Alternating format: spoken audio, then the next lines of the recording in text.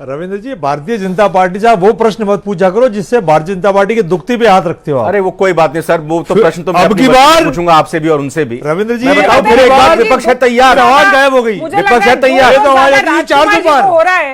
रविंद्र जी, अब क्या हो गया? अब की बार आवाज गायब ज्यादा हो रहा है क्योंकि फिर आती थी आवाज। अब की बार मोदी सरकार, अब इनको बोलना पड़ रहा है। अब की बार के गठबंधन दलों को जो है वो तोड़ मरोड़ के राजकुमार जी, मुझे लग रहा है कांग्रेस को इस बात का ज्यादा दुख नहीं है कि वो फिर से विपक्ष में बैठने को तैयार है, बल्कि पता नहीं किस बात की खुशी आप लोगों को हो रही है। मैं ये पूछ रहा हूं आपसे, फिर से विपक्ष की भूमिका में है, तैयार है? जी, हिंदुस्तान के 140 करोड़ लोगों ने भारतीय जनता पार्टी का घमंड तोड़ा है, उसमें से कांग्रेस पार्टी के कार्यकर्ता भी उसमें 140 करोड़ लोगों में शामिल है।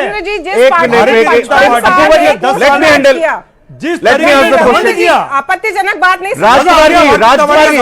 राजकुमार जी घमंड तोड़ा है, मुझे ये बताइए आपका घमंड टूटा कि नहीं टूटा? एक मिनट अपूर्वा जी, प्लीज अपूर्वा जी एक मिनट रुकिए। राजकुमार जी, आपका घमंड टूटा कि नहीं टूटा? 2014, 2019, 2024 के कांग्रेस की सीटों को जोड़ लीजिए, 2024 में जो बीजेपी सीट जीत के आई उतनी तक आप नहीं लेकर आ पाए। घमंड टूटा कि नहीं टूटा? मैंने आपको निवेदन किया, घमंड टूटा कि नहीं टूटा? हम तो घमंड में थे ही नहीं। हम तो 2014 में सत्ता में नहीं थे, 19 में नहीं थे, 24 में हमने अथक प्रयास किया, उसमें हम काफी हद तक कामयाब हुए।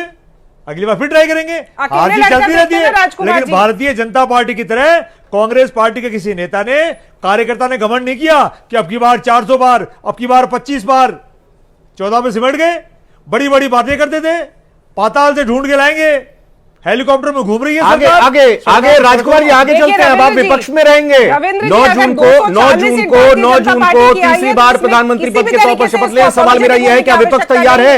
क्या विपक्ष तैयार है? हमारी शुभकामनाएं। डिजिट सबसे ज्यादा हम लेकर आए हैं। विपक्ष की भारतीय जनता पार्टी को, एनडीए को, नरेंद्र मोदी जी को, हमारे दोबारा होने वाले प्रधानमंत्री को हार्दिक शुभकामनाएं नहीं छोड़ी, मगर ये भूल गए कि इस वक्त मोदी जी के रूप में जो अभिमन्यु था, वो मॉडर्न अभिमन्यु था। आप नई पारी की शुरुआत करें, हमारे भारत देश को आगे लेकर जाएं। मोदी 3.0 की सरकार जो है वो शपथ लेने जा रही है। और राजकुमार जी ये बताइए कि ईवीएम को लेकर भी आज कहा गया कि भाई ईवीएम के ऊपर सवाल नहीं उठाए, प्रधानमंत्री जी ने कहा है, और संविधान को भी इस्तेमाल किया, उसको भी चूमा, माथे से लगाया। पूरा देश जानता है मोदी साहब किस तरह की बातें करते हैं। कोई देश के प्रधानमंत्री कल थे, कल फिर होंगे, आज तो कार्यवाहक प्रधानमंत्री है। मैं उनके लिए कोई छोटा शब्द कभी नहीं कहता, ना कभी कांग्रेस पार्टी कहती है, लेकिन मैं कितना कहना चाहता हूं, आज प्रधानमंत्री जी ने कहा ईवीएम की अर्थी, अगर देश को कोई अब ये शोभा देता है रविंद्र जी, तो वो केवल आदरणीय ईवीएम की अर्थी। इसीलिए रविंद्र जी आप बताइए, प्रधानमंत्री जी के मुंह से ईवीएम की अर्थी शोभा देता है क्या? रविंद्र जी आप बताइए, आप भारतीय जनता पार्टी से पूछिए कि प्रधानमंत्री जी ने आज लोकसभा भवन में कहा, एनडीए की मीटिंग में, कि ईवीएम की अर्थी। अब ईवीएम की अर्थी प्रधानमंत्री जो तीसरी बार बनने जा रहे हैं, उनके मुख से तो जनता ही बताएगी, और जनता ने ही तय किया है, चल रहा है, और जनता ने यह तय किया है कि ईवीएम पर लगातार सवाल आपने उठाए, लगातार आपने अदालतों का रुख किया, लगातार शक जाहिर किया इलेक्शन कमीशन पर, ईवीएम पर, और फिर जिस दिन 4 तारीख को काउंटिंग हुई उससे लेकर आज तक आपके मुंह से 2 शब्द नहीं निकले। इलेक्शन कमीशन की उन्होंने तारीफ की, पूरी व्यवस्था की तारीफ की, वोटर की तारीफ की। क्या